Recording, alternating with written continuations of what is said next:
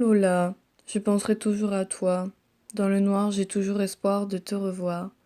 Tu as une énorme place dans mon cœur que tu ne quitteras jamais. Tu me manques énormément, je t'aimais tellement. Je pense tous les jours à toi, je me dis que tu ne me quitteras pas.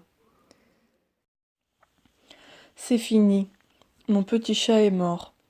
J'ai à peine 10 ans, c'était au plein milieu de l'été, au mois de juillet 2009. Il faisait beau, mon père rentre du travail. J'étais dans le jardin. Il m'embrasse et me prend sur ses genoux. Je me demande ce qu'il se passe. Et là, il m'annonce d'un ton ému que Lola, mon petit chat, est mort d'une hémorragie interne du foie. Je me mets à pleurer. Il me serre dans ses bras. C'est la première fois aujourd'hui que je vis ce qu'est la mort. Mon père m'a offert mon chat à la suite de son divorce avec ma mère en 2006. Selon lui, c'était pour me changer les idées. C'est vrai, elle est arrivée au bon moment. Elle était toute petite et ronronnait quand je lui grattais le dos.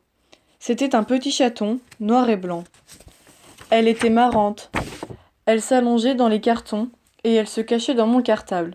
D'ailleurs, j'ai failli l'emmener avec moi une fois. La première fois que je l'ai vue, elle est rentrée dans la salle de bain et reniflait dans tous les recoins. Elle semblait inquiète. En même temps que je la regardais, mon père est rentré dans la salle de bain en criant « Joyeux Noël, ma choupie !» Elle était douce. Je me suis vite attachée à elle. Je l'humanisais. Lola me consolait et me protégeait.